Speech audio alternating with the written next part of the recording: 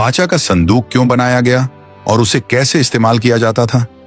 सोचो, रेगिस्तान के बीच गुलामी से अभी अभी आजाद हुए लोग एक खास चीज बनाते हैं और वही चीज इजराइल के पूरे इतिहास की सबसे पवित्र और सबसे डराने वाली चीज बन जाती है। वाचा का संदूक सिर्फ लकड़ी का डिब्बा नहीं था जिस पर सोना चढ़ा हो। उसे बिल्कुल तय नाप में बनाया गया था, बहुत सोच समझकर, बड़ी सावधानी से, जहां गलती की कोई जगह नहीं थी। उसको बनाने और संभालने के नियम बहुत सख्त थे। एक छोटी सी गलती भी जान ले सकती थी। उसमें कुछ भी बस सुंदर दिखाने के लिए नहीं था। हर एक इंच का अपना मतलब था, हर चीज कुछ बताती थी और जो भी परमेश्वर ने कहा था उसे बिना सवाल किए मानना जरूरी था।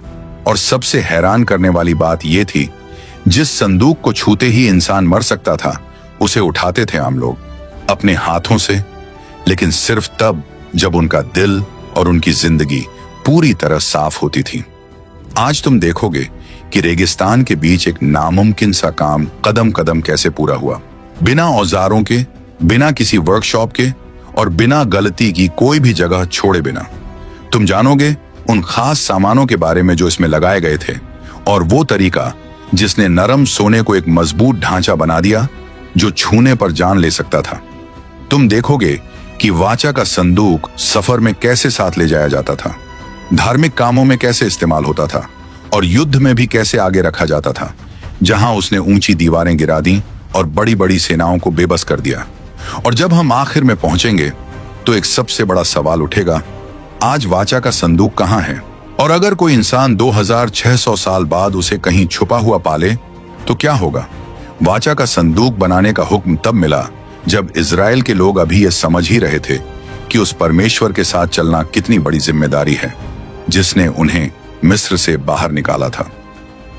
निर्गमन अध्याय 25 में परमेश्वर ने मूसा को एक पूरा प्लान बताया, बिल्कुल तय नाप के साथ, कुछ खास सामान के साथ और ऐसे हुक्मों के साथ जिन्हें बदला नहीं जा सकता था।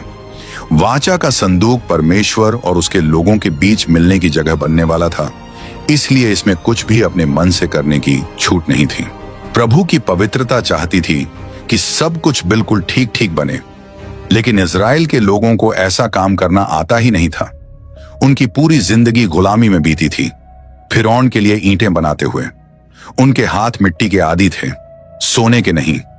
लोग थके हुए थे, अपने आप को कमजोर समझते थे और दिल के अंदर डर भी था। फिर भी परमेश्वर ने उनसे ऐसा काम कहा जो उन्होंने पहले कभी नहीं किया था। फर्क बस एक बात का था, वे किसी इंसान के लिए काम नहीं कर रहे थे, वे उस परमेश्वर की बात मान रहे थे जिसने उन्हें आजाद किया था। वाचा के संदूक का नाप बिल्कुल तय था, उसकी लंबाई, चौड़ाई और ऊंचाई सब कुछ उसी तरह होना था जैसा पहाड़ पर दिखाया गया था। कुछ भी छोटा या बड़ा नहीं हो सकता था। यह काम सम्मान मांगता था और लोगों को यह सिखा रहा था कि यह काम काबिलियत का नहीं, आज्ञा मानने का था। यह हुक्म बहस के लिए नहीं था, यह था मानने के लिए।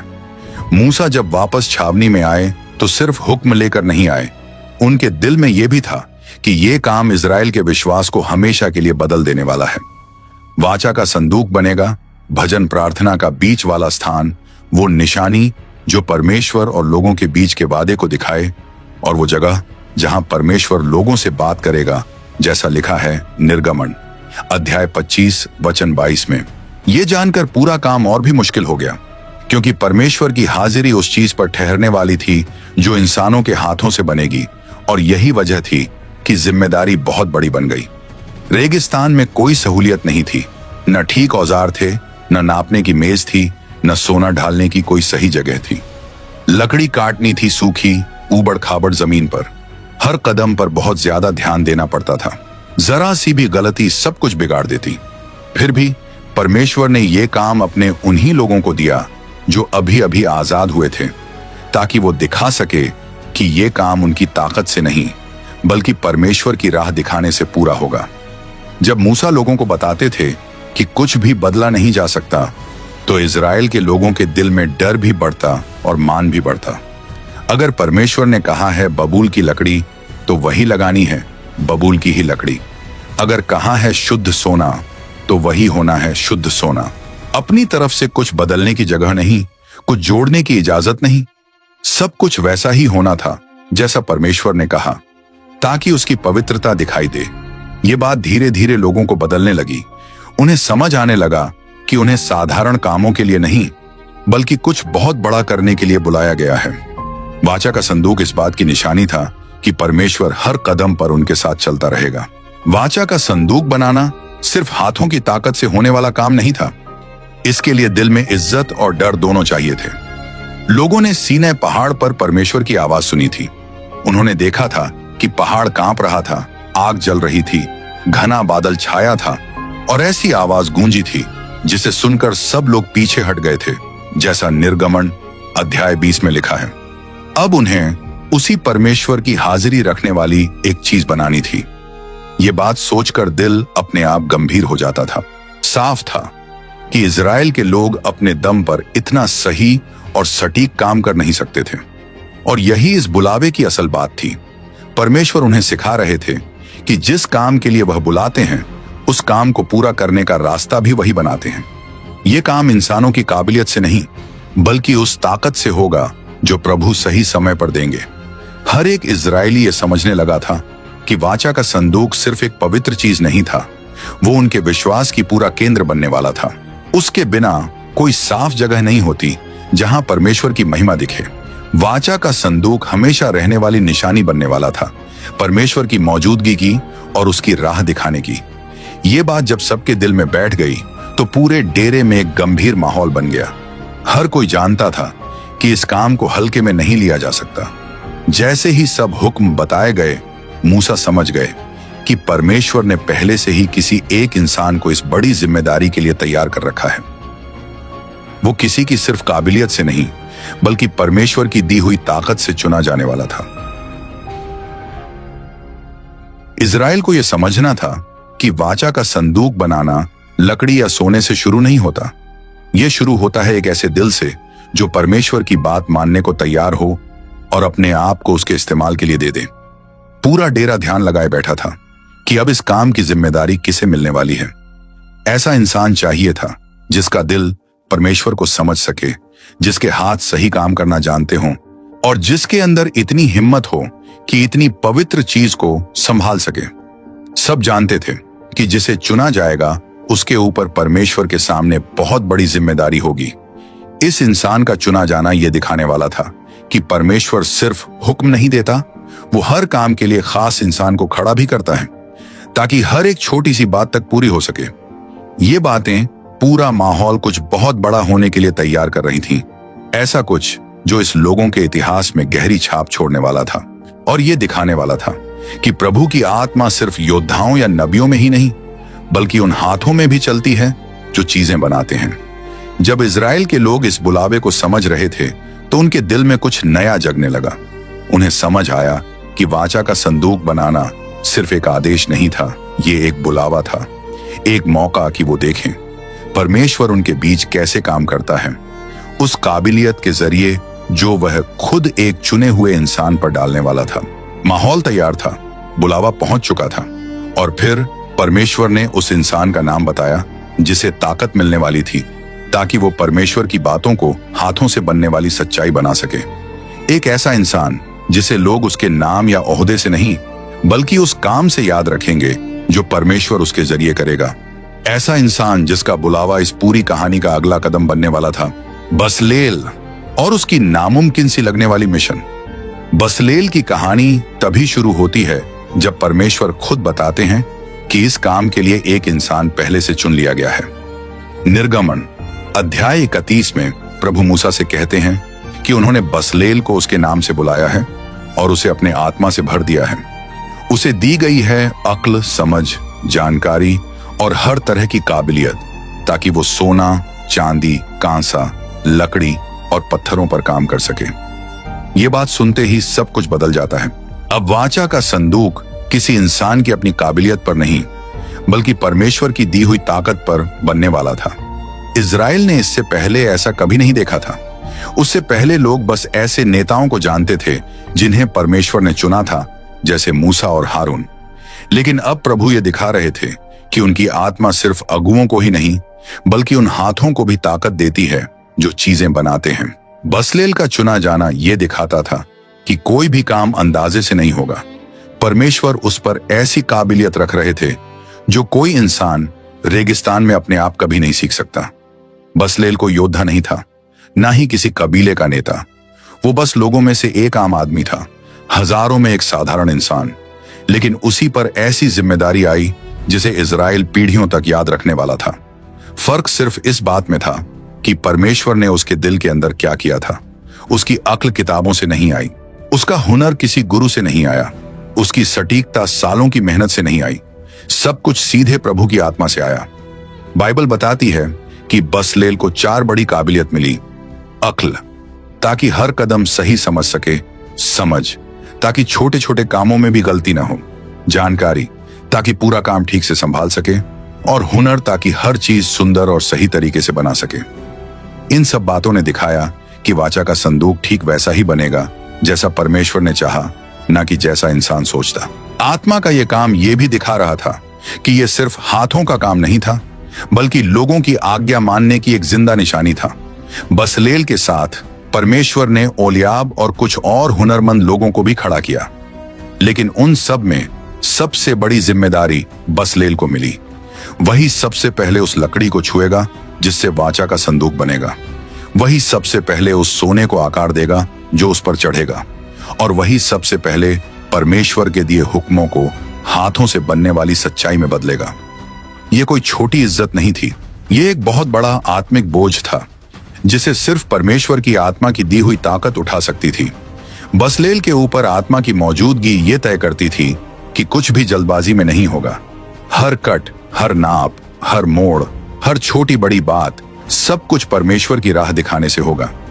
वाचा का संदूक परमेश्वर की मौजूदगी उठाने वाला था, इसलिए उसको बनाने का पूरा तरीका शुरू से आखिर तक एक ऐसे दिल को दिखाएगा जो मानने वाला हो और परमेश्वर की राह पर चलता हो। जो सटीकता चाहिए थी वो इंसानों की नहीं थी, वो उस परमेश्वर की पूर्णता की झलक थी जिसने यह काम करने को कहा था। बसलेल का बुलावा ये सिखाता है कि परमेश्वर हर खास काम के लिए खास इंसान को चुनता है। उसे किसी बड़े नाम की जरूरत नहीं थी, उसे चाहिए था एक ऐसा दिल जो उसकी बात माने, एक इंसान जो जिम्मेदारी उठाने को तैयार हो, ये जानते हुए भी कि ये काम सिर्फ मजबूत हाथों से नहीं होगा। इसके लिए चाहिए था दिल में डर और इज्जत, पूरी तरह परमेश्वर पर भरोसा और आत्मा की आवाज सुनने वाला दिल। बसलेल जानता था कि वो सिर्फ एक डिब्बा नहीं बना रहा है, वो उस जगह को तैयार कर रहा था जहां परमेश्वर इजराइल से मिलने वाला था। काम का हर कदम गहरे मतलब से भरा था। जो बबूल की लकड़ी वो आकार दे रहा था, वही बाद में उस जगह की नींव बनेगी जहां परमेश्वर का वचन रखा जाएगा। जो सोना वो हथौड़ी से गढ़ रहा था, वही उस चमक की वजह बनेगा जो परमेश्वर की शुद्ध मौजूदगी को दिखाएगा। यह सिर्फ कारीगरी नहीं थी, यह पवित्र सेवा थी। लोग बसलेल को ध्यान से देखते थे। वो कभी जल्दबाजी नहीं करता था, उसे खुद को दिखाने की जरूरत नहीं थी। उसका काम ही कहता था कि परमेश्वर ने उस पर कुछ ऐसा रखा है जिसकी नकल कोई नहीं कर सकता। उसका हर कदम भरोसा दिखाता था, उसका हर फैसला समझ दिखाता था, और हर छोटा काम ये बताता था कि आत्मा उसके हाथों को राह दिखा रही है। काम आगे बढ़ रहा था क्योंकि उसमें परमेश्वर खुद काम कर रहा था। ओलियाब और बाकी लोग बसलेल के साथ काम करते हुए उसी से सीख रहे थे। यह कोई स्कूल वाली पढ़ाई नहीं थी, यह देखकर सीखना था, एक ऐसे इंसान को देखकर जो आत्मा की राह पर चल रहा था। वे समझने लगे कि जिम्मेदारी सिर्फ आखिरी नतीजे में नहीं, बल्कि काम के हर एक हिस्से में होती है। पवित्रता चाहती थी कि हर बात में सच्चाई बनी रहे। कुछ भी बस काम निपटाने के लिए नहीं किया जा सकता था, सब कुछ परमेश्वर के हुक्म पर जवाब बनकर किया जाना था। बसलेल का चुना जाना यह भी दिखाता था कि परमेश्वर नम्र दिल से सेवा करने वालों की कद्र करता है। बसलेल नाम या शोहरत नहीं चाहता था, वो बस परमेश्वर की बात मानना चाहता था। यही दिल उसे इस काम के लिए सबसे सही इंसान बनाता था। उसका तरीका लोगों को सिखाता था कि परमेश्वर की सेवा का मतलब याद किया जाना नहीं, बल्कि परमेश्वर की बात पर सच्चा रहना है। जैसे जैसे काम आगे बढ़ा, डेरे में सबने देखना शुरू किया कि आत्मा की ताकत से नामुमकिन बातें भी मुमकिन हो जाती हैं। लोग भरोसा करने लगे क्योंकि वे कुछ ऐसा देख रहे थे जो उन्होंने कभी नहीं देखा था। एक आम इंसान एक बहुत बड़ा और खास काम कर रहा था। बसलेल ताकत से नहीं चमक रहा था, न अगुवाई से, न रसूख से। वो चमक रहा था उस अनुग्रह से जो परमेश्वर ने उस पर रखा था। उसकी जिंदगी ये साबित कर रही थी कि परमेश्वर जिसे चाहता है उसे चुनता है, और जिसे चुनता है उसे ताकत भी देता है। इजराइल के लोग अब समझने लगे थे कि वाचा का संदूक बनाना सिर्फ महंगे सामान पर नहीं, बल्कि उससे भी ज्यादा कीमती बात पर टिका है, हर फैसले में आत्मा की मौजूदगी पर। लोग देख रहे थे कि परमेश्वर इंसानों से पूरी तरह परफेक्ट होने की उम्मीद नहीं करता। वो खुद अपनी परफेक्टता देता है एक ऐसे इंसान के जरिए जो उसकी बात मानने को तैयार हो। बसलेल को मिली काबिलियत लोगों के लिए एक जिंदा याद बन गई थी कि परमेश्वर अपने काम के हर छोटे हिस्से में मौजूद रहता है। जैसे उसने वाचा का संदूक बनाने वाले को रास्ता दिखाया, वैसे ही वो जरूरी सामान मिलने का रास्ता भी दिखाने वाला था। और अब यही रेगिस्तान में लोगों के सामने अगली चुनौती बनने वाली थी। एक ऐसी चुनौती जो सिर्फ सामान मिलने की नहीं, बल्कि परमेश्वर के मकसद को दिखाने वाली थी। रेगिस्तान में नामुमकिन से लगने वाले सामान, सोना, बबूल की लकड़ी, बैंगनी रंग का कपड़ा और मिस्र के कीमती कपड़े। जो काम परमेश्वर ने बसलेल को दिया था, उसके लिए ऐसे सामान चाहिए थे जिनके बारे में कोई सोच भी नहीं सकता था कि वे रेगिस्तान में मिलेंगे। फिर भी मिस्र से निकलने के पहले दिन से ही परमेश्वर ने सब कुछ पहले से तैयार कर रखा था। निर्गमन अध्याय 12 में लिखा है कि निकलते समय मिस्रियों ने इजराइल के लोगों को सोना, चांदी और कीमती कपड़े दे दिए थे। जो चीजें तब बस गुलामी का बदला लग रही थीं, वही आगे चलकर वाचा का संदूक बनाने की नींव बन गई। मिस्र से मिला सोना साधारण नहीं था, वो बहुत साफ और बहुत कीमती था, जो सालों की दौलत से जमा हुआ था।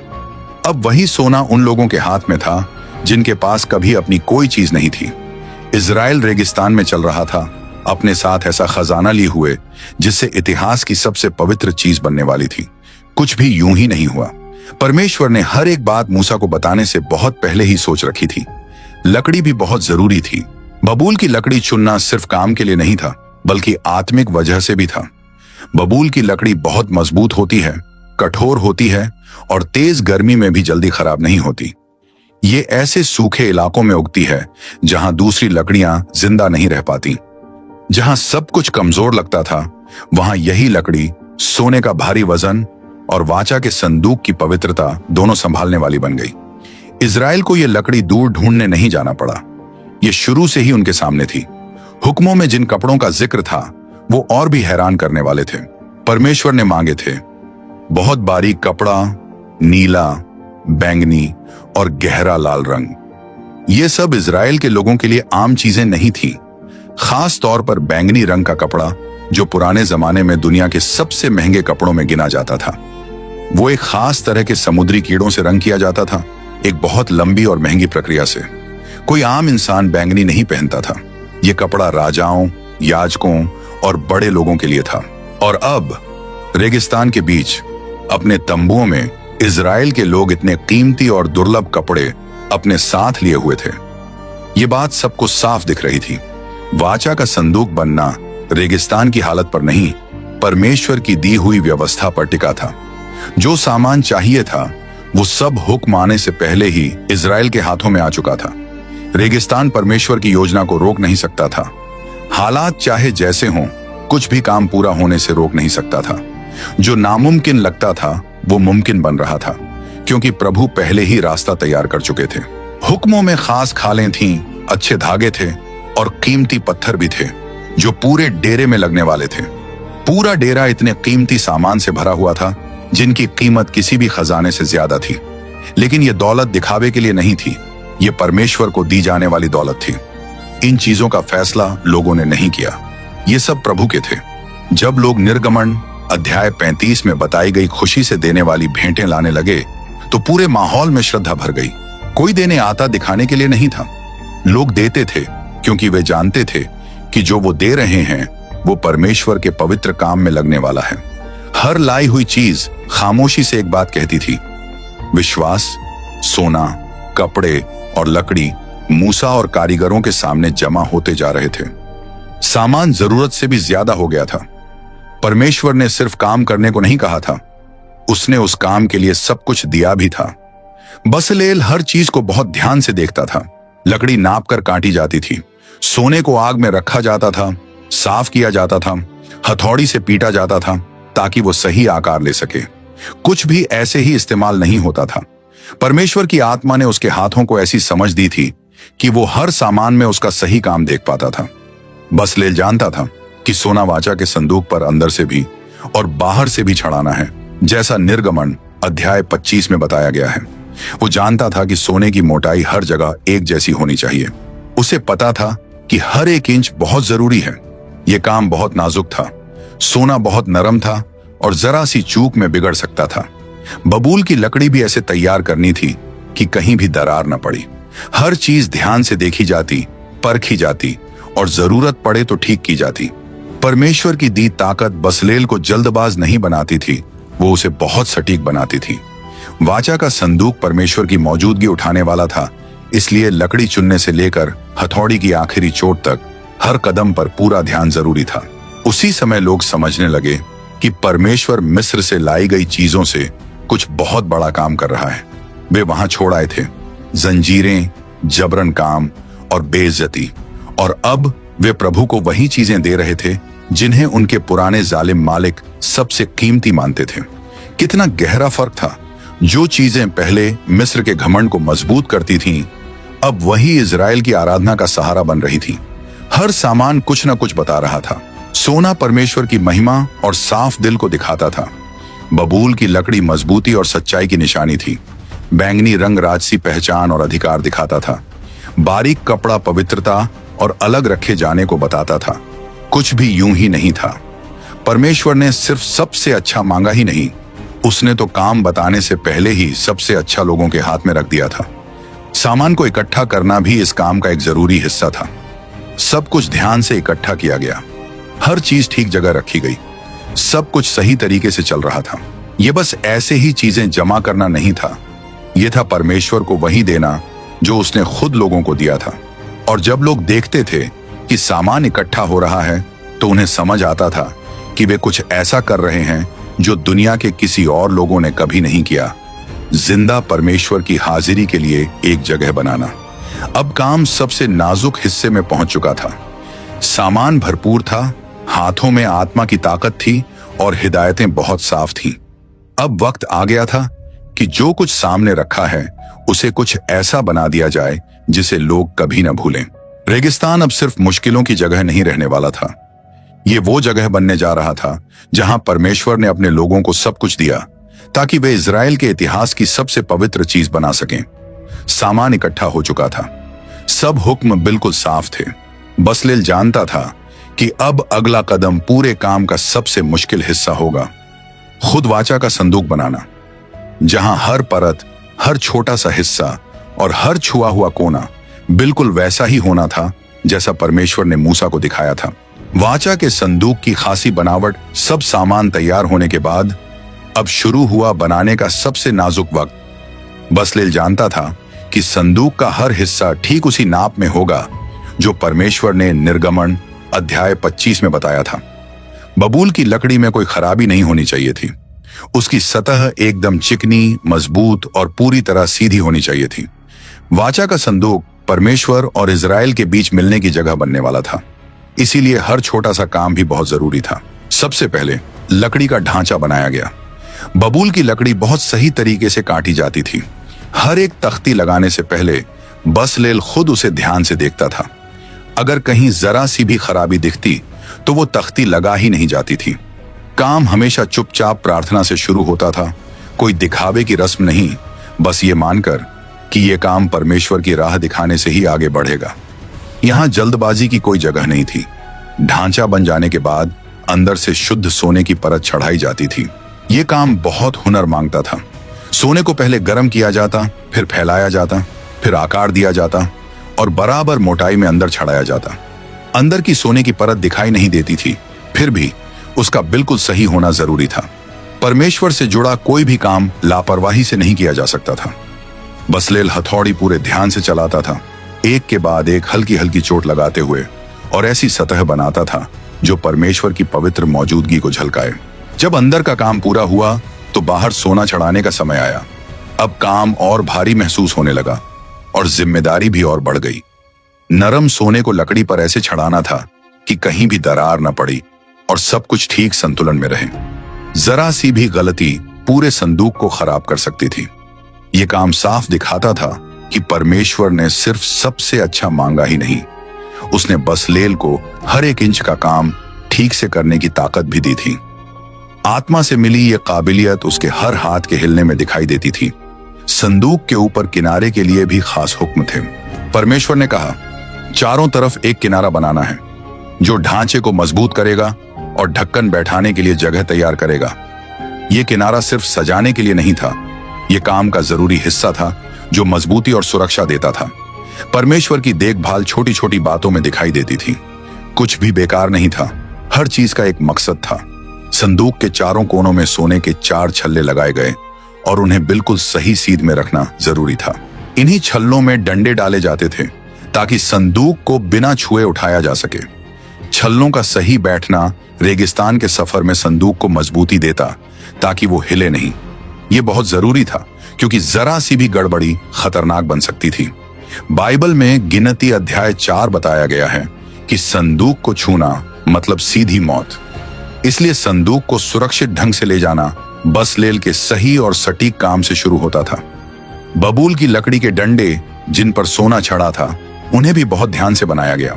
ये डंडे संदूक से निकाले नहीं जाते थे, ये परमेश्वर का हुक्म था ताकि कोई अपनी मर्जी से संदूक न उठा सके।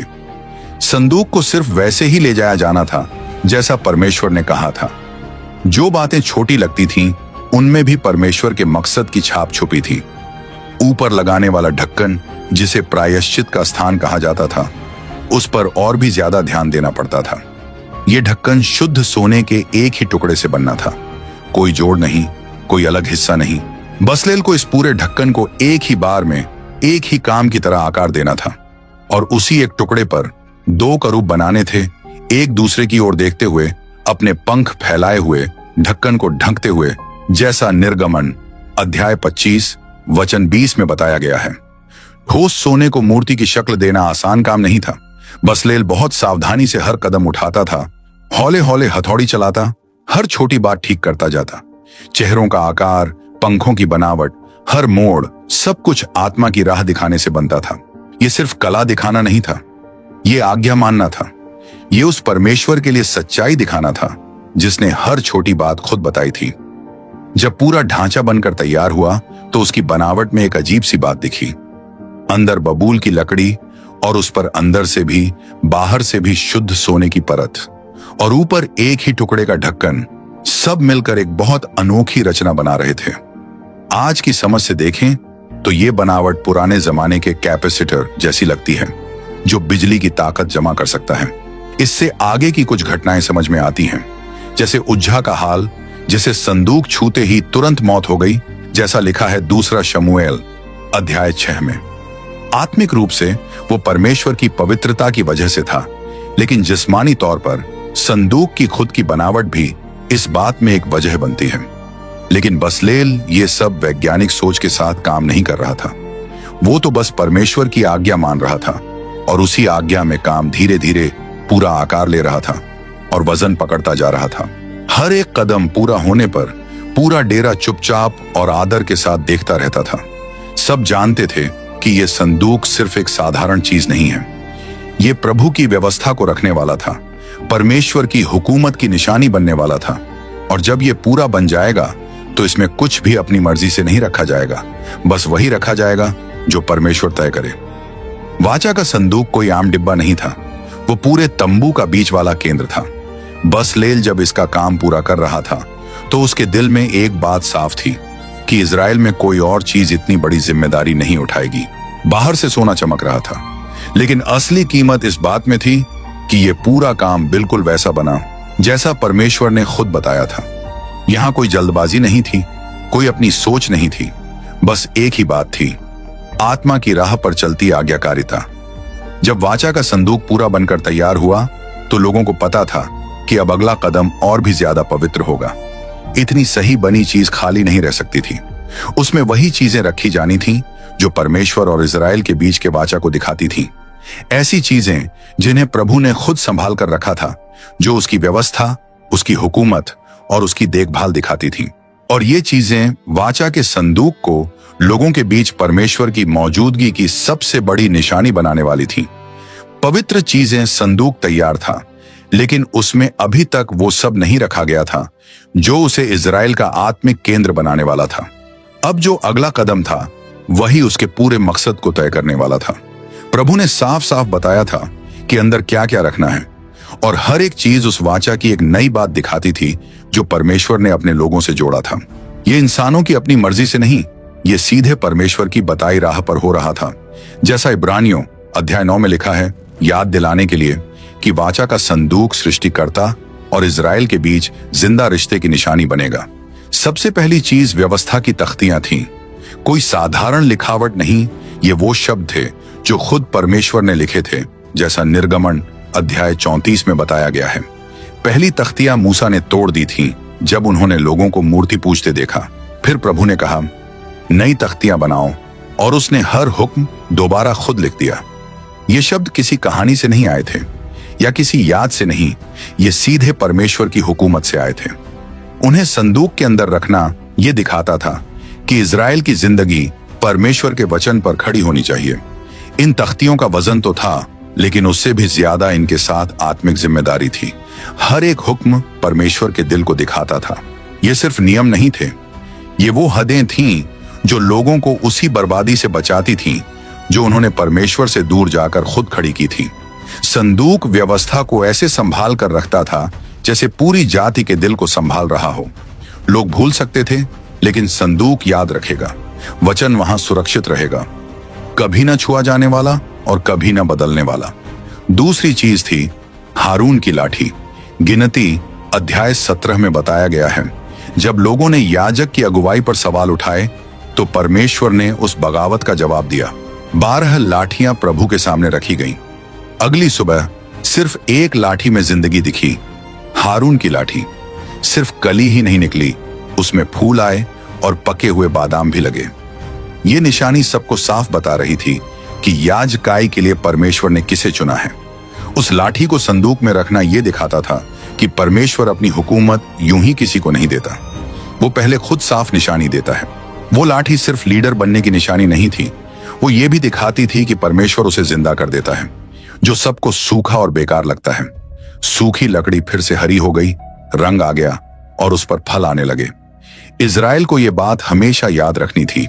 याजक बनना कोई इंसानी सम्मान नहीं था, यह परमेश्वर की दी हुई एक जिम्मेदारी थी ताकि लोग माफी तक पहुंच सकें। याजकाई का मतलब था कि कोई लोगों के लिए दुआ करे, और संदूक में रखी वो लाठी ये याद दिलाती थी कि यह सेवा परमेश्वर की पसंद से होती है, किसी की चाहत या लालच से नहीं। तीसरी चीज थी मन्ना, जो रेगिस्तान में परमेश्वर की देखभाल की सच्ची गवाही था। निर्गमन अध्याय 16 में लिखा है कि अगर मन्ना परमेश्वर के बताए तरीके से बाहर रखा जाए तो वो जल्दी सड़ जाता था, लेकिन जो मन्ना संदूक के अंदर रखा गया वो खराब नहीं हुआ, वो सही सलामत बना रहा। इससे ये समझ में आता था कि परमेश्वर सिर्फ देता ही नहीं, वो संभालता भी है। ये परवरिश कोई बीते समय की याद भर नहीं थी, ये उसकी रोज रोज की देखभाल का सबूत थी। इजराइल को जानना था कि प्रभु ने उन्हें रेगिस्तान में अकेला छोड़ने के लिए नहीं, बल्कि उन्हें उस पर भरोसा करना सिखाने के लिए लाया था। संदूक में रखा मन्ना यह बताता था कि जिंदगी सिर्फ इंसान की मेहनत से नहीं, बल्कि परमेश्वर पर भरोसा करने से चलती है। वाचा का संदूक ये संदेश लेकर चलता था कि उस वाचा में सुरक्षा है, राह दिखाने वाली दया है और जरूरतों की पूरी व्यवस्था है। अंदर रखी हर चीज ऐसे ही नहीं रखी गई थी। हर एक चीज लोगों को परमेश्वर की वफादारी से जोड़ती थी। वचन परमेश्वर के दिल को दिखाता था, लाठी उसकी ताकत दिखाती थी, मन्ना उसकी परवरिश दिखाता था। जब तीनों चीजें संदूक के अंदर रखी गईं, तो वाचा का संदूक सिर्फ एक सामान नहीं रह गया, वो इजराइल की आत्मिक जिंदगी का केंद्र बन गया। जब भी लोग तंबू को देखते, उन्हें याद आता कि महापवित्र जगह के अंदर वो निशानियां रखी हैं, वो वचन जिन्हें मानना है, वो हुकूमत जिसका सम्मान करना है, और वो परवरिश जिस पर भरोसा करना है। ये कोई अंधविश्वास नहीं था, ये समझ थी कि परमेश्वर हर कदम पर उनके साथ चला है। इन चीजों की मौजूदगी पूरी जाति की पहचान बना रही थी। इजराइल लड़ाइयों से या धन दौलत से नहीं बना, वो वाचा से बना, और वाचा का संदूक उसी वाचा की गवाही अपने अंदर लिए हुआ था। उसमें ऐसी कहानियां थीं जिन्हें भुलाया नहीं जा सकता था, ऐसी निशानियां थीं जो ये दिखाती थीं कि परमेश्वर ने साफ तौर पर और मकसद के साथ काम किया है। कुछ भी ऐसे ही नहीं था, कुछ भी फालतू नहीं था, हर चीज दूसरी से जुड़ी हुई थी। व्यवस्था याद दिलाती थी कि परमेश्वर लोगों की हिफाजत के लिए हदें तय करता है। लाठी दिखाती थी कि वो ही तय करता है कि उसकी तरफ से कौन खड़ा होगा। मन्ना बताता था कि ये सफर सिर्फ इंसान की ताकत पर नहीं बल्कि परमेश्वर की परवरिश पर चलता है। वाचा का संदूक इजराइल की पूरी आत्मिक यात्रा का जैसे सार था। हर बार जब महायाजक महापवित्र जगह में जाता तो ऐसा लगता जैसे वो प्रभु की वफादारी की पूरी कहानी के अंदर चलकर जा रहा हो। लेवी के लोग इस जिम्मेदारी की गहराई समझते थे। संदूक उठाना सिर्फ भारी चीज उठाना नहीं था, यह था वाचा की याद साथ लेकर चलना। इसीलिए नियम इतने सख्त थे और बातें इतनी साफ थीं। लापरवाही बिल्कुल नहीं चलती थी। परमेश्वर ने सीमाएं तय की थी क्योंकि जो उनके सामने था वो पवित्र था, ऐसी पवित्रता जो आदर भी मांगती थी और आज्ञा भी। बसलेल जब तैयार संदूक को देखता तो उसे समझ आता कि अब आगे की यात्रा सिर्फ बनाने तक सीमित नहीं रहेगी। अब संदूक परमेश्वर की गवाही उठाए हुए था और जब भी संदूक को कहीं ले जाया जाएगा तो पूरा इजराइल याद रखेगा कि उस चीज को छूना, उसके पास जाना या उसे संभालना जो प्रभु की मौजूदगी की निशानी है, कितनी बड़ी बात है। जिम्मेदारी बहुत बड़ी थी क्योंकि संदूक का हर हिस्सा और उसके अंदर रखी हर चीज ये बताती थी कि परमेश्वर सिर्फ बनाने वाला ही नहीं बल्कि राज करने वाला और संभालने वाला भी है।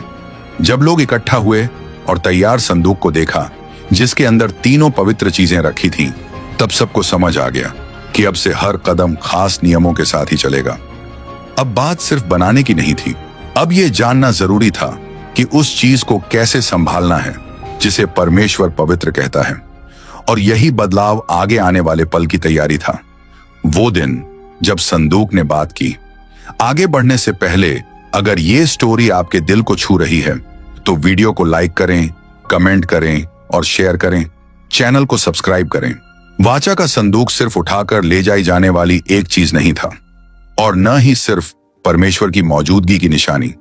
कुछ खास मौकों पर, जैसा बाइबल में साफ लिखा है, परमेश्वर ने करूबों के बीच से ढक्कन के ऊपर से सीधे बात की, जैसा निर्गमन अध्याय 25 वचन 22 में बताया गया है। इस वजह से तंबू धरती की सबसे पवित्र जगह बन गया और ढक्कन वो जगह बना जहां परमेश्वर की पूरी पवित्रता और इंसान की कमजोरी आमने सामने मिलती थी। ये सीधी बातचीत सबके सामने नहीं होती थी, ये मुलाकात सिर्फ मूसा के साथ होती थी। परमेश्वर खुद बोलता था, साफ आवाज में, ऐसे कि सुना जा सके और बिना किसी बीच वाले के। ढक्कन सिर्फ सोने की एक परत नहीं था, वो वही जगह थी जहां परमेश्वर की दया दिखाई देती थी। प्रायश्चित के दिन जो खून छिड़का जाता था वो न्याय को ढक देता था ताकि परमेश्वर की आवाज सुनाई दे और दुआ करने वाला झलकर न मिट जाए। वाचा का संदूक किसी पूजा की वस्तु नहीं था, लेकिन वही परमेश्वर और इंसान के मिलने की असली जगह था। जब मूसा महापवित्र जगह में दाखिल होता तो ढक्कन के ऊपर बसने वाली मौजूदगी उसे जवाब देती, राह दिखाती और जरूरी सुधार बताती। गिनती अध्याय 7 वचन 89 में लिखा है कि मूसा प्रभु की आवाज ढक्कन के ऊपर से बोलते हुए सुनता था। इससे साफ हो जाता है कि यह कोई भावना या कल्पना नहीं थी, ये सच में सीधी बातचीत थी। ये बात और भी खास इसलिए थी क्योंकि मूसा परमेश्वर को देखता नहीं था, वो सिर्फ उसकी आवाज सुनता था। और वही नजदीकी मूसा के हर फैसले को राह दिखाती थी जब वो लोगों की अगुवाई करता था। इजराइल के पास ऐसा अगुवा था जो सीधे उसी परमेश्वर से हिदायतें लेता था जिसने उन्हें मिस्र से निकालकर आजाद किया था। आसपास की कोई भी जाति ऐसा कुछ कभी नहीं देखी थी। पुराने जमाने के लोग खामोश मूर्तियों की पूजा करते थे, लेकिन इजराइल एक जिंदा परमेश्वर के पीछे चलता था जो बोलता था, समझाता था और रास्ता दिखाता था। ढक्कन वही जगह था जहां यह बातचीत होती थी और इसी वजह से वाचा का संदूक पूरे रिश्ते का केंद्र बन गया था। जो आवाज ढक्कन के ऊपर से आती थी वो सिर्फ धार्मिक नियमों की बात नहीं करती थी। परमेश्वर बताता था डेरा कैसे लगाना है, लोगों की बगावत को कैसे संभालना है, आगे की लड़ाइयों के लिए कैसे तैयार होना है और लोगों के बीच पवित्रता कैसे बनाए रखनी है। इन बातों की हर एक जानकारी लिखी नहीं गई, लेकिन बाइबल साफ कहती है कि मूसा तंबू से हमेशा ऐसी गहरी समझ लेकर लौटता था जो इंसान की सोच से कभी नहीं आ सकती थी। वाचा का संदूक वो जगह था जहां जो दिखाई नहीं देता वही तय करता था कि जो दिखाई देता है उसका अंजाम क्या होगा। ये आमने सामने की मुलाकात ये दिखाती है कि सिर्फ मूसा को ही अंदर जाने और आवाज सुनने की इजाजत क्यों थी।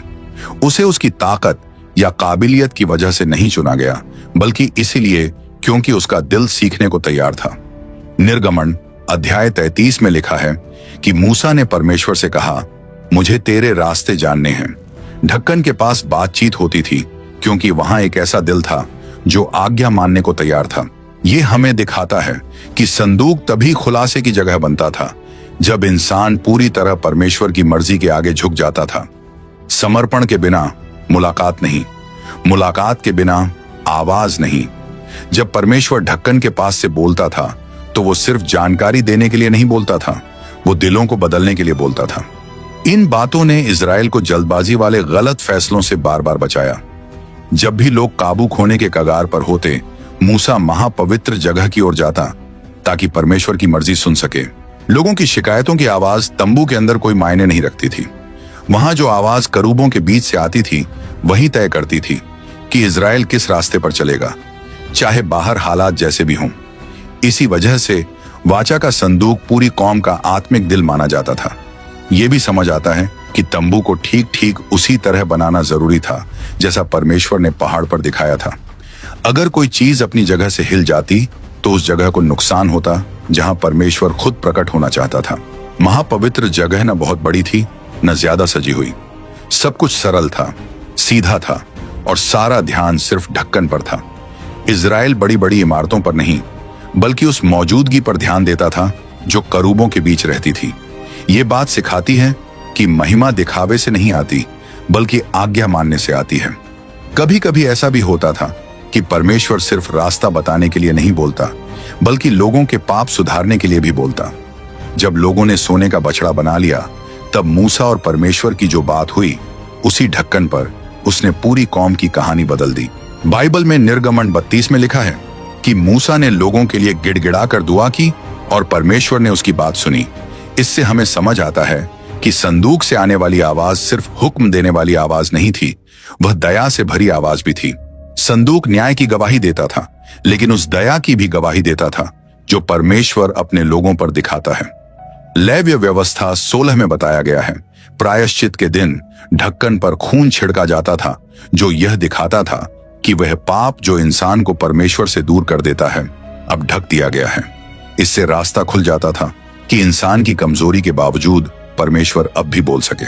सादे शब्दों में ढक्कन वह जगह बन गया जहां परमेश्वर दया दिखाने का फैसला करता था, और यह सब किसी बड़ी बात की ओर इशारा करता था।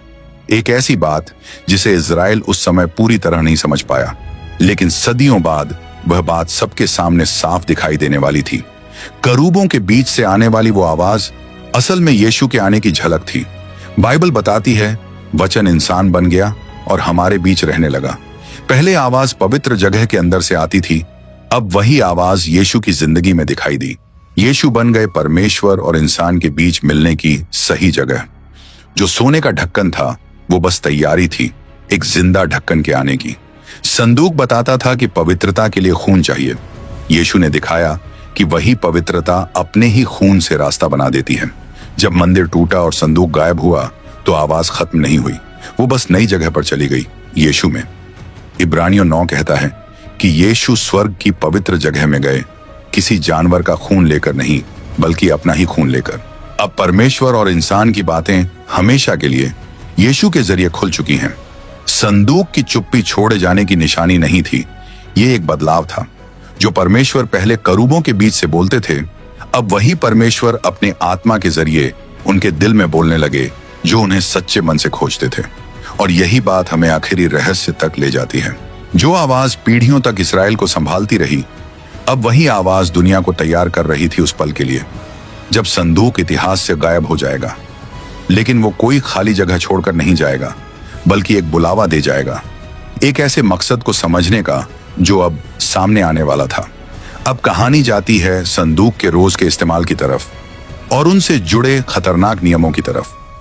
संदूक में पहले ही वाचा की 3 निशानियां रखी थीं, लेकिन अब सबसे नाजुक सवाल खड़ा हुआ, इतनी पवित्र चीज को लोग बिना मरे कैसे उठा सकते हैं? परमेश्वर ने इसका साफ जवाब दिया। गिनती की किताब अध्याय 4 में लिखा है, सिर्फ कोहात के परिवार के लेवी लोग ही संदूक उठाने के लिए चुने गए थे। इसलिए नहीं कि वे दूसरों से बड़े थे, बल्कि इसलिए कि परमेश्वर ने उन्हें इसी खास काम के लिए अलग किया था। इन नियमों से जरा सा भी हटना तुरंत खतरनाक नतीजे लेकर आता, क्योंकि जहां परमेश्वर की पवित्रता हो वहां लापरवाही की कोई जगह नहीं होती। लेवी लोग जानते थे कि संदूक कोई साधारण चीज नहीं है। उसे वैसे नहीं छुआ जा सकता जैसे रोज की चीजों को छूते हैं। जब भी संदूक को कहीं ले जाना होता, उससे पहले कई दिनों की तैयारी होती। वे पानी से नहाते, उस पानी में लाल गाय की राख मिलाई जाती, जैसा कि गिनती अध्याय 19 में लिखा है।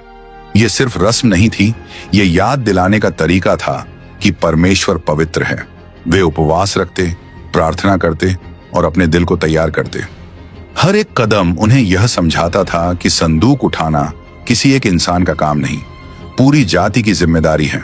संदूक को छूने से पहले याजक अंदर जाते। वे उस पर्दे से संदूक को ढक देते जो पवित्र जगह को बाकी तंबू से अलग करता था। फिर वे उस पर समुद्री जानवर की खाल बिछाते और उसके ऊपर नीला कपड़ा डालते। ये सारी व्यवस्था गिनती अध्याय 4 में साफ साफ लिखी है। सब कुछ जैसे परमेश्वर ने कहा था वैसे ही किया जाता था, क्योंकि जहां परमेश्वर की मौजूदगी हो वहां लापरवाही की कोई जगह नहीं होती। 3 परत की ढकावट होती थी जो लोगों को सुरक्षित रखती थी और किसी को भी संदूक को सीधे देखने नहीं देती थी, क्योंकि ऐसा देखने से मौत भी हो सकती थी। फिर उसके बाद संदूक के दोनों तरफ लगी छोटी अंगूठियों में छड़ें डाली जाती थी। ये छड़ें कभी निकाली नहीं जाती थी, जैसा बाइबल में निर्गमन अध्याय 25 में बताया गया है। संदूक को उठाकर ले जाने का बस यही एक तरीका था। कोई भी इंसान अपने हाथ से संदूक को सीधे नहीं छू सकता था। इंसान का छूना परमेश्वर की पवित्रता के सामने बड़ी बेअदबी मानी जाती थी। ये नियम सीधा था पर बिल्कुल पक्का। छड़ें लगने के बाद 4 लेवी लोग आते थे, 2 इधर 2 उधर। वे संदूक को अपने कंधों पर उठाते थे और फिर चल पड़ते थे, एक साथ ताल मिलाकर, हर कदम सोच समझ कर रखते हुए। न कोई जल्दी होती थी, न ध्यान भटकाने की कोई जगह। संदूक हिलना नहीं चाहिए था, झटका नहीं लगना चाहिए था, झुकना नहीं चाहिए था और गिरना तो कभी भी नहीं होना चाहिए था। पूरी भीड़ एकदम शांत खड़ी थी। सब समझ रहे थे कि ये पल बहुत गंभीर है, मजाक जैसा नहीं। ये नियम सख्त लगते थे, लेकिन असल में लोगों को सुरक्षित रखने के लिए थे। प्रभु ने कुछ हदें तय की थी ताकि लोग समझें कि उनकी मौजूदगी को अपनी मर्जी से छुआ या चलाया नहीं जा सकता। जब ये नियम माने गए तो इस्राएल सुरक्षित आगे बढ़ा, और जब इन्हें नजरअंदाज किया गया तो उसके बुरे नतीजे सामने आए। सबसे बड़ी घटना कई साल बाद हुई, राजा दाऊद के समय में, जैसा कि 2 शमूएल अध्याय 6 में लिखा है। संदूक को यरूशलेम वापस लाया जा रहा था, लेकिन इस बार उसे एक नई गाड़ी पर रख दिया गया जिसे बैल खींच रहे थे। देखने में यह तरीका आसान लग रहा था, लेकिन यह परमेश्वर के बताए नियमों के खिलाफ था। प्रभु ने कभी नहीं कहा था कि संदूक को गाड़ी पर ले जाओ। संदूक को हमेशा लेवी लोगों के कंधों पर ही उठाया जाता था। फिर अचानक बैल लड़खड़ा गए और संदूक हिल गया। उज्जा जो पास में चल रहा था, उसने हाथ बढ़ाया ताकि संदूक को थाम ले। उसका इरादा बुरा नहीं था, वह सिर्फ मदद करना चाहता था, लेकिन उसने सीधे उस नियम को तोड़ दिया कि संदूक को छूना नहीं है। जैसे ही उसका हाथ उस पवित्र संदूक से लगा, उसी पल वह जमीन पर गिर पड़ा और उसी वक्त उसकी मौत हो गई। बाइबल में लिखा है कि उस वक्त प्रभु को उस पर बहुत गुस्सा आया। यह घटना हमें बताती है कि सिर्फ अच्छा दिल होना परमेश्वर की पवित्रता को हल्का नहीं बनाता। दाऊद बहुत डर गया, लोग भी अंदर तक हिल गए। वो पल ये नहीं दिखाता कि परमेश्वर कठोर है, बल्कि ये दिखाता है कि उनका वादा कितना गंभीर है। परमेश्वर ने पहले से साफ बताया था कि संदूक के साथ कैसा बर्ताव होना चाहिए। गलती करना भले ही बुरे मन से ना हो, फिर भी उसके नतीजे आते हैं। परमेश्वर की मौजूदगी को अपनी मर्जी से चलाया नहीं जा सकता और न ही लापरवाही से उसके साथ व्यवहार किया जा सकता है। उज्जा की घटना ने लोगों की सोच बदल दी। संदूक के लिए जो डर और सम्मान होना चाहिए था, वो फिर से लौट आया। दाऊद ने याजकों और लेवी लोगों को बुलाया ताकि प्रभु की बताई बातें ठीक से समझी जाएं और ये जाना जाए कि गलती कहां हुई थी। एक इतिहास अध्याय 15 में राजा दाऊद खुद मानता है कि गलती इसलिए हुई क्योंकि संदूक को लेवी लोग नहीं उठा रहे थे, जैसा कि परमेश्वर ने कहा था। जब यह गलती ठीक की गई तभी जाकर संदूक को सुरक्षित तरीके से यरूशलेम ले जाया गया। इस बात से लोगों ने यह सीखा कि परमेश्वर अपनी मौजूदगी से मुंह नहीं मोड़ते, लेकिन चाहते हैं कि उसको पूरे सम्मान से माना जाए। संदूक सिर्फ पुराने वादे की याद नहीं था, यह इस बात का निशान भी था कि प्रभु अपने लोगों के साथ चल रहे हैं। लेकिन लोगों को भी प्रभु की बताई राह पर चलना पड़ता था। पवित्रता से समझौता नहीं किया जा सकता था। आज्ञा मानना ही इस्राएल को बेपरवाही से बचाता था। लेवी लोग संदूक उठाते समय यह महसूस करते थे कि इसमें एक गहरी जिम्मेदारी जुड़ी हुई है। हर कदम उन्हें याद दिलाता था कि वे परमेश्वर की मौजूदगी के निशान के साथ चल रहे हैं। आसपास चल रही भीड़ इस संदूक को देखकर समझती थी कि यहां सुरक्षा है, जरूरतें पूरी होने का भरोसा है और सही रास्ते की दिशा है। संदूक कोई जंग जीतने का ताबीज नहीं था और न ही सजाने की कोई चीज। वो परमेश्वर के वादे की जिंदा याद था और उस जिम्मेदारी का निशान था जो लोगों पर थी। जब इज़राइल एक डेरा छोड़कर दूसरे डेरा की ओर बढ़ता तो संदूक सबसे आगे चलता था।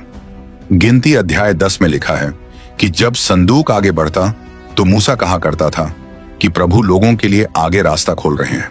संदूक परमेश्वर की अगुवाई को दिखाता था, लेकिन यह अगुवाई तभी सुरक्षित रहती थी जब लोग प्रभु की बातें मानते थे। जिंदगी की हिफाजत परमेश्वर के वचन पर भरोसा रखने से जुड़ी हुई थी। जब भी लेवी लोग संदूक उठाते थे तो लोगों को याद आता था कि उसके अंदर क्या रखा है। पत्थर की तख्तियां, एक छड़ी और मन्ना, हर चीज ये बताती थी कि प्रभु ही उन्हें मिस्र से यहां तक लेकर आए हैं। और यही याद लोगों के दिल में ये बात बैठा देती थी कि सम्मान बनाए रखना कितना जरूरी है। संदूक ये दिखाता था कि परमेश्वर की मौजूदगी लोगों के बीच सच में है और उसके साथ जिम्मेदारी भी जुड़ी है। धीरे धीरे समय बीता और इज़राइल संदूक को अपनी राह और अपनी पहचान का मुख्य निशान मानने लगा। लेकिन कुछ हालात में उसकी अहमियत जरूरत के हिसाब से बदल जाती थी। जब लोगों पर बाहर से खतरा आता था तो संदूक सिर्फ ले जाने की चीज या वादे की याद नहीं रहता था। जंग के समय वो ऐसा निशान बन जाता था जो पूरी लड़ाई की सोच बदल देता था। जो भी उसके पास आता वो उसके असर को अपने दिल में महसूस करता था। जंग के मैदान में संदूक और उसका आत्मिक असर, जब भी जंग में संदूक को साथ ले जाया जाता था तो उसका मतलब सिर्फ लड़ाई की चाल नहीं होता था। जब इज़राइल ताकतवर दुश्मनों के सामने खड़ा होता था तो लोगों को याद रहता था कि संदूक ये दिखाता है कि परमेश्वर उनके बीच मौजूद हैं और वही रास्ता दिखा रहे हैं। संदूक को हथियार की तरह नहीं लिया जाता था, बल्कि इस निशान की तरह कि प्रभु अपने लोगों के आगे चल रहे हैं। हर वो जंग जिसमें संदूक शामिल होता था लोगों को यह सिखाती थी कि परमेश्वर पर भरोसा करना और उनकी बात मानना तलवार या ढाल से भी ज्यादा जरूरी है। पहली बड़ी घटना यहोशू अध्याय 6 में हुई, जब इज़राइल यरीहो के पास पहुंचा। शहर की दीवारें बहुत मजबूत थीं, उन्हें तोड़ना नामुमकिन लग रहा था, लेकिन परमेश्वर ने न युद्ध की मशीनें मांगी और न ही कोई बड़ी चाल बनाने को कहा। हर चीज के बीच संदूक रखा गया। याजकों ने संदूक उठाया और लोग 6 दिन तक शहर के चारों तरफ चलते रहे। 7वें दिन जब नरसिंगों की आवाज गूंजी तो दीवारें एक एक करके गिर पड़ी। जीत इंसानों की ताकत से नहीं आई, बल्कि परमेश्वर की बात मानने से आई। संदूक ने शहर को खुद नहीं गिराया, लेकिन यह दिखाता था कि परमेश्वर अपने लोगों के साथ हैं और उनके कामों को दुनिया की कोई ताकत रोक नहीं सकती। यरीहो के बाद और भी लड़ाइयां हुई जिनसे ये बात और साफ हो गई। यहोशू अध्याय 3 में लिखा है, जब लोग यर्दन नदी पार कर रहे थे तो याजक जो संदूक उठाए चल रहे थे, जैसे ही उन्होंने पानी के किनारे पैर रखा नदी तेज बह रही थी, लेकिन उसी पल उनके पैरों के छूते ही पानी थम गया। संदूक में खुद कोई ताकत नहीं थी, लेकिन परमेश्वर ने उस पल को इस्तेमाल किया ताकि दिखा सकें कि वही अपने लोगों को रास्ता दिखा रहे हैं और वही जरूरी रास्ते खोलते हैं। वो दृश्य पीढ़ियों तक याद रहा। जब भी लोग उस नदी को पार करने की बात याद करते थे तो उन्हें परमेश्वर की सच्चाई याद आ जाती थी। लेकिन समय के साथ कुछ इस्राएली संदूक को ऐसा समझने लगे जैसे वो अपने आप ही जीत दिला देता हो। ये बात साफ दिखाई दी एक शमूएल अध्याय 4 में, जब इस्राएल फिलिस्तियों से लड़ रहा था। पहली हार के बाद लोगों ने सोचा कि युद्ध के मैदान में संदूक ले आए, ये मानकर कि उसकी मौजूदगी उन्हें जीत दिला देगी। लेकिन लोगों ने परमेश्वर की बातें नहीं मानी, न उनसे रास्ता पूछा और न अपने दिल को टटोला। धीरे धीरे सच्चा भरोसा अंधविश्वास बन गया। उस दिन इजराइल को बहुत बड़ी हार मिली। होफनी और फिनहास उसी लड़ाई में मारे गए और संदूक फिलिस्तियों के हाथ लग गया। जब संदूक छिन गया तो ऐसा लगा जैसे इजराइल की आत्मिक पहचान ही टूट गई हो। यह खबर पूरे देश में फैल गई और लोग अंदर तक हिल गए। जब याजक एली ने यह सुना तो वो गिर पड़े और वहीं मर गए। संदूक का खो जाना यह दिखाता था कि लोग परमेश्वर की राह से दूर हो चुके थे, लेकिन इजराइल से दूर होने के बाद भी प्रभु ने साबित कर दिया कि उनकी मौजूदगी किसी एक चीज में बंदी नहीं है। संदूक फिलिस्तियों के लिए फायदा नहीं बना, बल्कि मुसीबत बन गया। परमेश्वर ने दिखा दिया कि उन्हें कोई भी देश काबू में नहीं कर सकता। फिलिस्ती लोग संदूक उठाकर दागोन के मंदिर में ले गए। उन्हें लगा कि उन्होंने इजराइल के परमेश्वर को काबू में कर लिया है, लेकिन अगले दिन उन्होंने देखा कि दागोन की मूर्ति संदूक के सामने गिरी पड़ी है। उन्होंने उस मूर्ति को फिर से खड़ा किया। अगले ही दिन वो फिर गिर गई। इस बार उसका सिर और हाथ टूटे पड़े थे। ये बात एक शमूएल अध्याय 5 में लिखी है। संदेश साफ था कि परमेश्वर अपनी महिमा किसी और देवता के साथ बांटते नहीं हैं। संदूक कोई जंग जीतने की निशानी नहीं था, वो परमेश्वर की मौजूदगी का सबूत था। इसके बाद जहां जहां संदूक गया वहां बीमारी फैलने लगी। पहले अशदोद, फिर गात और फिर एक्रोन। हर जगह बदलने पर लोगों की परेशानी और बढ़ती गई। तब फिलिस्तियों को समझ आ गया कि ये चीज उनके काबू में नहीं है, इसलिए उन्होंने तय किया कि संदूक वापस भेज दिया जाए। लेकिन वो अभी भी एक निशान चाहते थे, ताकि पूरा यकीन हो जाए कि जो परेशानी उन पर आई है वो सच में प्रभु की तरफ से ही है। उन्होंने संदूक को एक गाड़ी पर रखा जिसे ऐसी गायें खींच रही थीं जिन्होंने कभी पहले गाड़ी नहीं खींची थी। उन्होंने सोचा, अगर वो गायें सीधे इजराइल की तरफ चलीं तो ये सबूत होगा कि ये काम परमेश्वर ही कर रहे हैं। और बिल्कुल वैसा ही हुआ। जब संदूक इजराइल वापस पहुंचा तो पूरा देश खुशी से झूम उठा। लेकिन बेत शेमेश के कुछ लोगों ने बहुत बड़ी गलती कर दी। उन्होंने परमेश्वर की बात नहीं मानी और संदूक के अंदर झांक लिया। इस गलती की वजह से कई लोग मर गए। इस घटना ने एक बार फिर दिखा दिया कि संदूक को पूरे सम्मान के साथ मानना जरूरी है। वो सिर्फ जिज्ञासा की चीज नहीं था, वो परमेश्वर की पवित्रता का निशान था। संदूक की वापसी खुशी भी लेकर आई और सोचने का मौका भी। उस समय ने लोगों को यह सिखाया कि भरोसा करना और आज्ञा मानना दोनों को साथ साथ रखना जरूरी है। संदूक ये बताता था कि परमेश्वर अपने लोगों के साथ हैं, लेकिन उनकी मौजूदगी को अपनी मर्जी से चलाया नहीं जा सकता। जब इस्राएल परमेश्वर की बात मानता था तो जीत मिलती थी, और जब नहीं मानता था तो नतीजे भी आते थे। संदूक प्रभु की हिफाजत भी दिखाता था और उनकी सख्ती भी।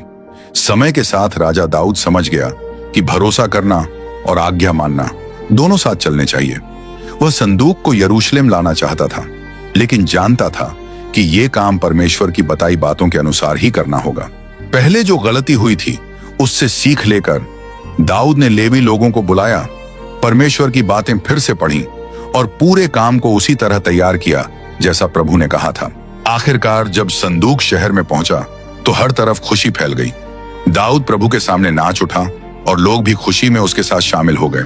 संदूक को एक नया ठिकाना मिला और अब इजराइल ये समझने लगा कि इसे संभालना कितनी बड़ी जिम्मेदारी है। लेकिन एक और बड़ा काम अभी बाकी था। अब तक संदूक तंबुओं में रखा जाता था और जरूरत पड़ने पर इधर उधर ले जाया जाता था। लेकिन एक दिन वो समय आएगा जब संदूक के लिए एक पक्का घर बनेगा, एक ऐसी जगह जो खास तौर पर प्रभु की मौजूदगी के लिए तैयार की जाएगी। ये नया सफर तब शुरू हुआ जब दाऊद ने कहा कि वो परमेश्वर के लिए एक घर बनाना चाहता है। यही बात इस्राएल की आराधना को नया मोड़ देने वाली थी और संदूक की कहानी के अगले हिस्से की शुरुआत करने वाली थी, सुलेमान के मंदिर के बनने की और उस आखिरी जगह की जहां संदूक को हमेशा के लिए ठहरना था। जब दाऊद ने कहा कि वो प्रभु के लिए एक घर बनाना चाहता है तो वो दिल से पूरे सम्मान के साथ बोल रहा था। वो ये देख रहा था कि संदूक तो अब भी तंबू में रखा है और वो खुद महल में रह रहा है। उसकी सोच सच्ची थी, लेकिन परमेश्वर ने भविष्यवक्ता नातान के जरिए बताया कि ये काम दाऊद नहीं करेगा। प्रभु ने कहा कि वो दाऊद की वफादारी को याद रखेंगे, लेकिन मंदिर बनाने की जिम्मेदारी उसके बेटे को देंगे। ये बात 2 शमूएल अध्याय 7 में लिखी है, जहां परमेश्वर वादा करते हैं कि दाऊद का राज कायम रहेगा, और ये भी बताते हैं कि सुलेमान ही वो घर बनाएगा जहां संदूक रखा जाएगा। दाऊद ने यह बात सुनकर नम्रता दिखाई। वो उदास नहीं हुआ, न नाराज हुआ, बल्कि अपने आखिरी सालों में उसने पूरी तैयारी शुरू कर दी। उसने सोना, चांदी, कांसा, लकड़ी और कीमती पत्थर इकट्ठे किए और लेवी लोगों और याजकों को आने वाले काम के लिए तैयार किया। एक इतिहास अध्याय 22 में लिखा है कि दाऊद ने सुलेमान को बहुत साफ साफ समझाया कि मंदिर बड़ा और शानदार होना चाहिए, क्योंकि वो प्रभु के नाम के लिए बनाया जा रहा है। दाऊद ने खुद दीवारें नहीं बनाई, लेकिन उसने पूरा आधार तैयार कर दिया, दिल से भी और सामान करके भी, ताकि उसका बेटा आगे काम बढ़ा सके। जब सुलेमान राजा बना तो उसके पास सिर्फ एक काम नहीं था, बल्कि एक बड़ी जिम्मेदारी थी जो आगे आने वाली पीढ़ियों को याद रहने वाली थी। मंदिर सिर्फ इंसानों की बनाई एक इमारत नहीं थी, वो परमेश्वर और लोगों के बीच के रिश्ते का निशान था। एक राजा अध्याय 5 में लिखा है कि सुलेमान ने सबसे अच्छे सामान और सबसे अच्छे कारीगर जुटाने के लिए तैयारी शुरू की। हजारों मजदूर बारी बारी से काम करते थे, देवदार के पेड़ काटते, पत्थर तराशते और पूरे सामान को यरूशलेम तक पहुंचाते थे। पूरा काम बहुत ध्यान से आगे बढ़ रहा था, क्योंकि शुरू से ही यह काम परमेश्वर के लिए किया जा रहा था। मंदिर बनने में पूरे 7 साल लग गए। हर छोटी छोटी बात पर ध्यान दिया गया, नाप से लेकर अंदर की सजावट तक। बगल में कमरे बने, ऊंचे ऊंचे खंभे खड़े किए गए, दीवारों पर सोना चढ़ाया गया और हर जगह सुंदर नक्काशी की गई। कुछ भी ज्यादा नहीं था, कुछ भी बेकार नहीं था, सब कुछ सम्मान दिखाने के लिए था। मंदिर ये बताता था कि इस्राएल परमेश्वर की महानता को दिल से मानता है और यह भी समझता है कि संदूक को संभालना एक बड़ी जिम्मेदारी है, सिर्फ किसी पवित्र चीज की तरह नहीं, बल्कि परमेश्वर की मौजूदगी के निशान की तरह। जब मंदिर पूरी तरह बनकर तैयार हो गया तो सबसे खास पल आया। अब संदूक को उसकी आखिरी जगह पर सबसे पवित्र कमरे में ले जाना था। सुलेमान ने बुजुर्गों, याजकों और लेवी लोगों को बुलाया। लोग पूरे सम्मान के साथ पास आने लगे। 2 इतिहास अध्याय 5 में लिखा है कि वहां बहुत बड़ी सभा हुई। शुद्ध किए गए याजकों ने संदूक को छुड़ियों से उठाया, बिल्कुल वैसा ही जैसा मूसा ने बताया था। कुछ भी मन से नहीं किया गया, सब कुछ परमेश्वर के बताए हुए तरीके से ही हुआ। लेवी लोग झांझ, वीणा और दूसरे बाजे बजा रहे थे। याजक नरसिंगे फूंक रहे थे। ये आराधना कोई दिखावा नहीं थी, ये दिल से सब कुछ सौंपने का पल था। संदूक को सबसे पवित्र कमरे में खरूबों के पंखों के नीचे रखा गया और फिर कुछ ऐसा हुआ जो इजराइल के इतिहास में हमेशा याद रहेगा। प्रभु की महिमा पूरे मंदिर में भर गई। एक घना बादल छा गया, इतना गहरा कि याजक खड़े होकर सेवा भी नहीं कर पाए। यह साफ निशान था कि परमेश्वर ने इस घर को अपने लोगों से मिलने की जगह के रूप में स्वीकार कर लिया है। एक राजा अध्याय 8 में इस पल को साफ साफ लिखा गया है। जो मौजूदगी रेगिस्तान में लोगों के साथ चलती रही, जिसने यर्दन को खोला, दीवारों को गिराया और फिलिस्तियों को दंड दिया, अब वही मौजूदगी मंदिर में ठहर गई थी। तब सुलेमान ने दिल से प्रार्थना की। उसने माना कि आसमान के भी आसमान परमेश्वर को समेट नहीं सकते, तो ये मंदिर उन्हें कैसे समेट पाएगा। फिर भी उसने विनती की कि प्रभु की नजरें इस जगह पर लगी रहें, ताकि यहां की गई हर प्रार्थना सुनी जाए। उसकी प्रार्थना में माफी की बात थी, टूटे दिलों को फिर से जोड़ने की दुआ थी, गलती मानने का भाव था और दया की गहरी मांग भी थी। सुलेमान समझता था कि मंदिर सिर्फ एक इमारत नहीं है, बल्कि पूरे देश के लिए एक आत्मिक सहारा है। वहीं गलतियां करने वाले माफी पाते, वहीं परिवार रास्ता पाने आते, वहीं राजा भी सब कुछ बनाने वाले परमेश्वर के आगे झुकते। प्रार्थना के बाद सुलेमान ने बलिदान चढ़ाकर मंदिर को समर्पित किया और लोग कई दिनों तक खुशी मनाते रहे। उस समय इजराइल शांति में था, बरकत में था और दिल से एक था। जो संदूक कभी तंबुओं में इधर उधर घूमता रहता था, वो अब अपनी आखिरी जगह पर पहुंच गया था। मंदिर लोगों की जिंदगी के बीच परमेश्वर की मौजूदगी का निशान बन गया। जो याजक सेवा के लिए अंदर जाता, जो इजरायली उस तरफ मुंह करके प्रार्थना करता और जो त्योहार आंगन में मनाया जाता, सब ये याद दिलाते थे कि संदूक सिर्फ एक कहानी नहीं, बल्कि इस्राएल के विश्वास का जिंदा सच है। लेकिन मंदिर सिर्फ अंत नहीं था, ये इजराइल के लिए एक नई आत्मिक शुरुआत थी। अब संदूक हर जंग में साथ नहीं ले जाया जाएगा, उसकी जगह अब तय हो चुकी थी और उसकी भूमिका अब बिल्कुल साफ हो गई थी। और लोग ये जानते थे कि अगर परमेश्वर की मौजूदगी उनके बीच बनी रहनी है तो उन्हें वफादार रहना जरूरी है। लेकिन यह शांति और स्थिरता तभी तक रहती जब तक इस्राएल अपने वादे पर डटा रहता। आगे आने वाला इतिहास ये दिखाने वाला था कि लोगों के फैसले उन सब चीजों को कैसे बदल देते हैं जो परमेश्वर ने बनाई थी, यहां तक कि संदूक के भविष्य को भी। आगे हर कदम में, हर राजा के फैसले में, हर बार प्रभु से दूर जाने में और हर बार वापस लौट आने में इस गहरी कहानी के नए हिस्से बनते चले गए, जिसका अंत अभी बहुत दूर था। जब हम पीछे देखकर सिनै पहाड़ पर पहली बुलाहट से लेकर संदूक के गायब होने के उस सन्नाटे तक सोचते हैं, तो एक सच बाकी सबसे ऊपर बना रहता है। वो मौजूदगी जो इस्राएल को रेगिस्तान में रास्ता दिखाती रही, जिसने देशों के खिलाफ फैसले लिए, जिसने नामुमकिन रास्ते खोले और जो सबसे पवित्र जगह में ठहरी रही, वो कभी भी किसी एक चीज या किसी एक सामान पर टिकी नहीं थी। संदूक एक निशान था, एक परछाई थी और किसी बड़ी बात की शुरुआत का इशारा था। उसके बनने की हर बात, उससे जुड़े हर नियम और पवित्रता की हर चेतावनी किसी ऐसी सच्चाई की ओर इशारा करती थी जो उस समय पूरी तरह सामने नहीं आई थी। ये सब अपने आप में अंत नहीं था, ये सब इंसान के दिल को तैयार कर रहे थे उसके लिए जो आने वाला था, सच्चा इम्मानुएल, वो परमेश्वर जो हमारे साथ रहता है। इस कहानी की सुंदरता यह है कि जब मसीह आए तो उन्होंने सिर्फ नियमों को पूरा नहीं किया, बल्कि वो खुद पिता परमेश्वर तक पहुंचने का रास्ता बन गए। जो पहले सिर्फ लेवी लोगों के लिए था, वो अब हर उस इंसान के लिए खुल गया है जो दिल से अपनी गलती मानता है। जो पहले बार बार कुर्बानी मांगता था, वो आज क्रूस पर हमेशा के लिए पूरा हो गया। जो महिमा कभी मंदिर में भर जाती थी, वो अब हर उस इंसान में रहती है जो बेटे यीशु को अपना मान लेता है। पर्दा फट चुका है, दूरी खत्म हो चुकी है। सबसे पवित्र जगह अब कोई दूर की जगह नहीं रही, बल्कि यीशु के खून की वजह से हर किसी के लिए खुली सच्चाई बन चुकी है। और इसलिए संदूक बाइबल की कहानी से धीरे धीरे गायब हो जाती है, क्योंकि उसका काम उसी वक्त पूरा हो गया जब यीशु ने वो सब पूरा कर दिया जिसका वह निशान थी। और इन सारी बातों के बीच एक सवाल बहुत दिल से निकलता है, अगर परमेश्वर ने इंसान के पास आने के लिए सब कुछ कर दिया, तो आज आपको उनके पास आने से कौन रोक रहा है? कोई नहीं, सिर्फ आपका अपना दिल। जो कहानी हमने सुनी है वो सिर्फ पुरानी बातें नहीं हैं, या कोई ज्ञान की बात नहीं, या सिर्फ जिज्ञासा भी नहीं। वो एक बुलावा है, एक प्यार से की गई याद दिलाने वाली बात कि वही मौजूदगी जो इस्राएल के साथ चली थी, आज भी जिंदगियां बदलने के लिए तैयार है। कोई फर्क नहीं पड़ता कोई कितना दूर चला गया हो, कोई फर्क नहीं पड़ता कितनी गलती हुई हो, कितना बोझ दिल में हो, कितनी बार गिरावट आई हो। मसीह वो हैं जो वादा पूरा करते हैं, जो थके हुए दिल को आराम देते हैं, जो अपनी जरूरत मानने वालों को माफी देते हैं और जो नई शुरुआत देते हैं। ऐसी शुरुआत जो इंसान अपने दम पर कभी नहीं कर सकता। और शायद ये सुनते सुनते आपके अंदर भी कुछ जाग उठा हो। शायद आपने अपने दिल में ये बात महसूस की हो कि इजराइल की तरह आप भी परमेश्वर के आसपास तो चलते रहे, लेकिन दिल पूरा उन्हें नहीं दिया।